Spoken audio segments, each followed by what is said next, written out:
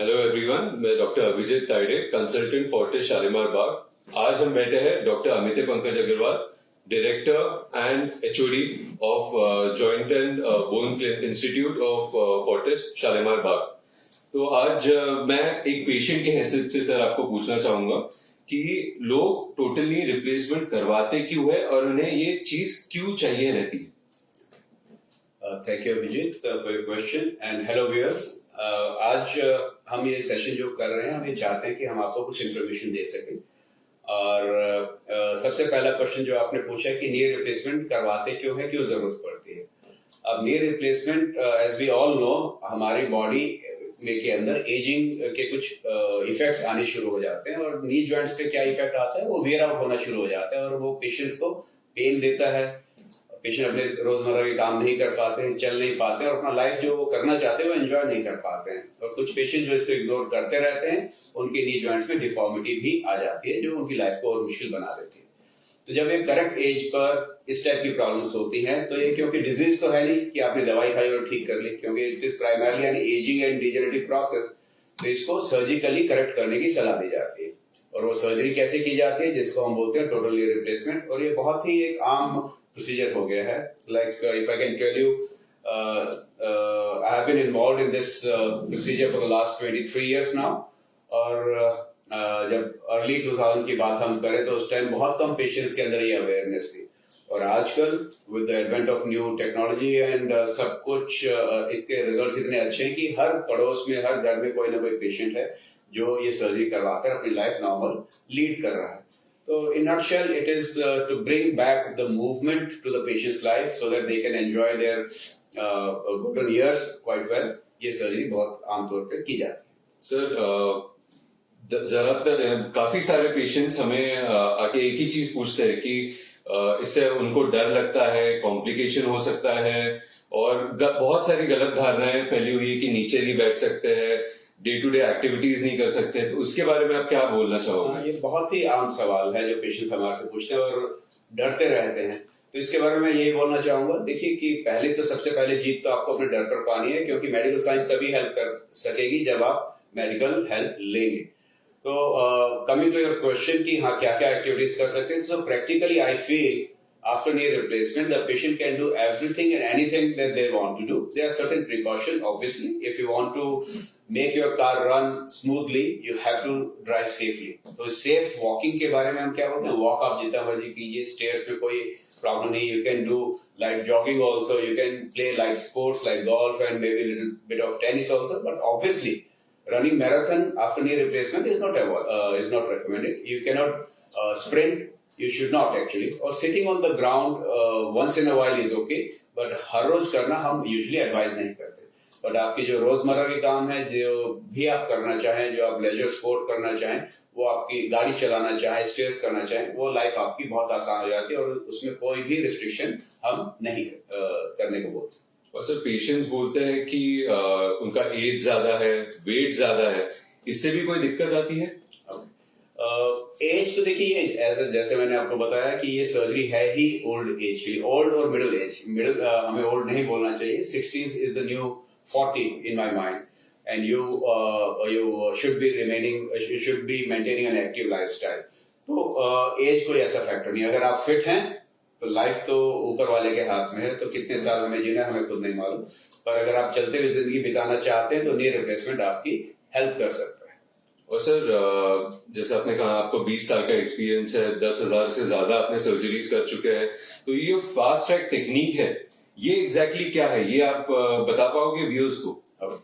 ये fast track कोई ऐसा सिंगल टेक्निक नहीं है। Fast track is a word that we use and in literature also it is written as enhanced recovery protocol. इसमें क्या करते हैं, ये कॉम्बिनेशन ऑफ वेरियस फैक्टर्स है। इसका तैयारी तो सर्जरी से पहले ही शुरू हो जाता है, जब पेशेंट की काउंसलिंग से ही शुरू हो जाता है और पेशेंट को प्रीएम्प्टिव एनाल्जेसिया दिया जाता है, ताकि फोकस यही है कि पेशेंट को जल्दी से जल्दी रिकवरी हो, पेन नाम मात्र का हो या बिल्कुल भी ना हो, और पेशेंट को ब्लड लॉस ना हो, सॉफ्ट टिश्यू इंजरी ना हो, ताकि पेशेंट अपनी लाइफ में बहुत जल्दी नॉर्मल फील कर सके। तो ये फास्ट ट्रैक कोई एक सिंगल टेक्निक नहीं है।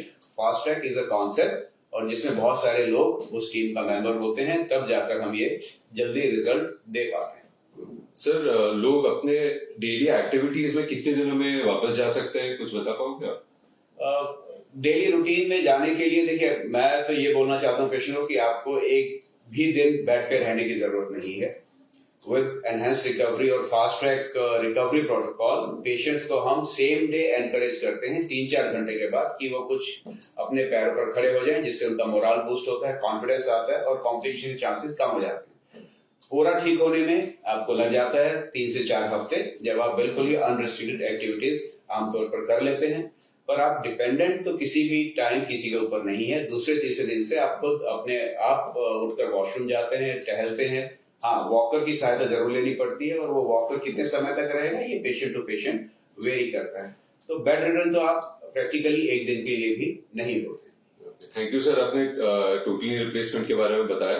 पर आजकल ये एक नई चीज सुनने में आती है, सब लोग एक ही चीज पूछते हैं कि ये रोबोटिक टोटली रिप्लेसमेंट क्या है। इसके बारे में आप थोड़ा सा व्यूअर्स को बताएंगे?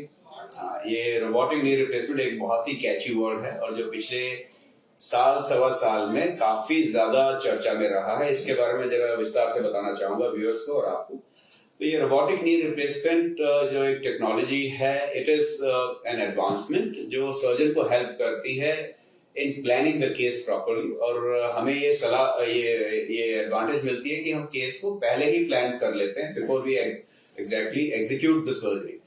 तो इससे इम्प्लांट, जो नी इम्प्लांट है, उसकी प्रॉपर पोजीशनिंग, प्रॉपर साइजिंग और प्रॉपर बैलेंस देने में मदद मिलती है। एक बहुत ही कुछ एक लोगों के अंदर एक गलत धारणा है कि ये एक रोबोटिक, जैसे मूवीज में दिखाया जाता है कि एक रोबो आया और उसने कुछ कुछ काम करके। It's not like that. It is called robotic, but it is a technology which is like machine based, जो इंफॉर्मेशन लेती है और सर्जन को इम्पार्ट करती है, और वो सर्जन के द्वारा ही, उसके सर्जन के हाथों से ही एग्जीक्यूट होता है। और there are different types of robotic technologies. कुछ एक्टिव रोबोट होते हैं, कुछ पैसिव रोबोट्स होते हैं, कुछ सेमी एक्टिव होते हैं। इसके बारे में ज्यादा जानकारी, बहुत टेक्निकल इंफॉर्मेशन है जो मैं which is beyond the scope of this discussion. तो पर मूल बात यही है कि ये टेक्नोलॉजी सर्जन को हेल्प करती है in planning the case and executing the case safely and giving a better outcome to the patient. So robotic totally replacement करते हैं तो उसके पहले पेशेंट को कोई अलग से तैयारी करनी पड़ती है? नहीं, इसमें कोई ऐसी अलग से तैयारी नहीं है, और it is almost like the same process. और साथ ही साथ जब इसको हम कंबाइन करते हैं फास्ट ट्रैक प्रोटोकॉल से, तो रिकवरी थोड़ी सी बेटर और फास्ट हो जाती है। कई अभिजीत, ये अपने सवाल आई थिंक पेशेंट्स के मन में ये भी आता है कि इससे कॉस्ट फैक्टर क्या बढ़ जाता है। अब देखिए, कोई कॉस्ट बहुत एग्जॉर्बिटेंटली बढ़ जाती है ऐसा मैं नहीं बोलूंगा, बट यस, क्योंकि टेक्नोलॉजी है and every technology comes at a price, तो there is a definite cost involve. और कुछ एक जो लोग इंश्योर्ड होते हैं, कुछ एक कंपनीज हैं which we have seen, they owner this technology and they pass the claims. कुछ एक लोग हैं जो who are paying from their own pocket, they might have to bear the cost, to which to my mind is only a fraction of the total package of the knee replacement। और इसके बारे में ज्यादा जानकारी हमारी team when you come to the hospital आपको दी जाएगी। और सर रिकवरी कैसी है जो कन्वेंशनल है और रोबोटिक में?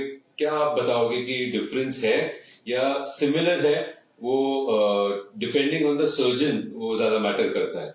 देखिए, कन्वेंशनल नी रिप्लेसमेंट, जैसे मैंने अभिजीत आपको बताया, हम लोग computer navigation with fast track recovery पिछले 6 सालों से कर रहे हैं। और कन्वेंशनल, जो एग्जैक्टली कन्वेंशनल टेक्निक्स हैं, वो तो बहुत सारे सर्जन्स काफी समय से नहीं कर रहे हैं। पर रोबोटिक और कंप्यूटर नेविगेशन का जहां तक सवाल है, ये दोनों technologies, robotic technology computer navigation के एक नॉच अबव ही मानी जा रही है, क्योंकि इसके अंदर जो कटिंग टूल्स हैं वो भी रेगुलेटेड है as against the previous technology that were available to us। और पेशेंट की रिकवरी में डेफिनेटली फर्क पड़ रहा है, और it is, as I always say, it is a combination of human or the real intelligence and artificial intelligence that will give you the best outcome। Thank you sir, आज आपने काफी हमें हेल्प किया है to give knowledge about the latest robotic total knee replacement. Plus इसके अलावा और कुछ बताना चाहोगे आप व्यूअर्स को? I think practically we have discussed every aspect, क्योंकि हमने वही क्वेश्चंस आपने पूछे हैं जो पेशेंट्स हमारे से आकर पूछते हैं। तो आई होप ये जो हमारा इंटरेक्शन है, ये डिस्कशन है, पेशेंट्स के लिए लाभदायक होगा। और अगर आपके और भी सवाल हैं टू माय व्यूअर्स तो आप आ सकते हैं, हम सार से डिस्कस कर सकते हैं. We have team who will answer your question. या आप मेरे से बात करना चाहें, ये टेलीफोनिकली भी आप हमारी टीम से कनेक्ट कर सकते हैं and will try to answer all your queries. Wish you all the luck. Thank you. सो आज ये हम समझ पाए हैं कि इन्वेंशंस कितने भी आ जाए, बट अगर एक्सपीरियंस्ड हैंड्स हो तो रिजल्ट्स बेटर आते हैं. Yeah, you are correct. So there is no substitute for the experience, and as you say, in aviation, it is the flying hours of your pilot that will decide whether if you have to navigate through troubled weather. Right. So it's not only the machine; it is the man behind the machine that is very important. Thank you very much. Thank you.